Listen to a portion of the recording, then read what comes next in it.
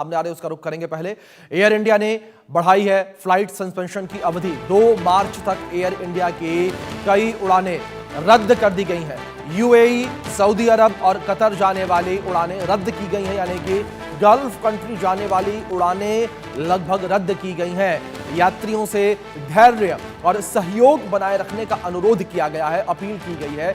यह निलंबन अब 2 मार्च 2026 भारतीय समय अनुसार रात 11:59 तक जारी रहेगा। इस फैसले का उद्देश्य जो है वो यात्रियों की सुरक्षा सुनिश्चित करना और वर्तमान परिस्थितियों के मद्देनजर उचित प्रबंधन बताया जा रहा है।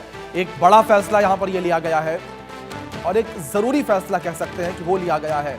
दोनों खास मेहमान लगातार मेरे साथ बने हुए हैं और मैं अली शाह जी आपका रुख करूंगा। और अली शाह जी, मैं टीपी त्यागी जी ने जहां पर खत्म किया है अपनी बात को, वहीं से इस बात को थोड़ा आगे बढ़ाऊंगा मैं कि जब तक ईरान सरेंडर नहीं करता तब तक ये युद्ध रुकता हुआ नजर नहीं आ रहा। लेकिन अली शाह जी, मैं आपको वो भी याद दिलाना चाहूंगा कि जब खबर निकलकर सामने आई खामेनेई के मारे जाने की, उस खबर के बाद जो वहां की आर्मी ने, वहां की सत्ता ने कसम खाई कि हम बदला लेंगे। क्या इस कसम के बाद आपको लगता है कि ईरान सरेंडर कर देगा?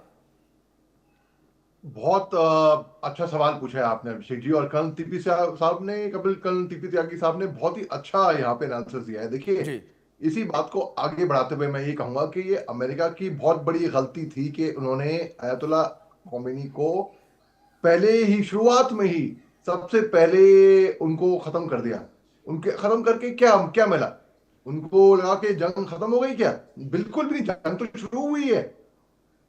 आप शतरंज जब खेलते हैं तब लोग सोचते हैं कि रानी को मार के खेल खत्म हो गया, ठीक है। यहां पर अलग है। यहां पर अयातुल्ला खोमेनी साहब को मारकर उन्हें जंग और भी ज्यादा भड़काई है, शुरू करी है। अगर वो असैसिनेट ही करते थे, अगर मारना, अगर वही मकसद था कि अयातुल्ला अली खोमेनी को मारना है, चलो, वो तो असैसिनेट कर देते आराम से, विदाउट एनी कोलैटरल डैमेज। लेकिन नहीं, अब उन्होंने जंग भड़काई है क्योंकि ईरानी सरेंडर तो कभी नहीं करेंगे। ये बात आप लिख के ले लीजिए, जी अब तो बिल्कुल नहीं। जी पहले, हाँ, ऑलमोस्ट उनकी बातचीत, गुफ्तगू चल रही थी। फरवरी के पहले हफ्ता में मिले, सप्ताह में मिले वो, और बोला कि अच्छी शुरुआत हुई है, इसी बात को और आगे बढ़ाना चाहिए। और ऑलमोस्ट एक एक वर्ज पे थे। अमेरिका एक तरफ बातें में कि बातें बातें बातें बातें, दूसरी तरफ देखिए, मैं ये कह रहा हूं कि जो लोग अयतुल्ला खोमेनी के सपोर्टर भी नहीं थे, वो लोग भी ये बात कह रहे हैं कि कुछ भी हो, अयतुल्ला खोमेनी ने डट के खड़ा रहा, अमेरिका के आगे सरेंडर नहीं किया। वो क्योंकि अमेरिका की दादागिरी बहुत ज्यादा बढ़ रही थी, अभी भी बढ़ रही है।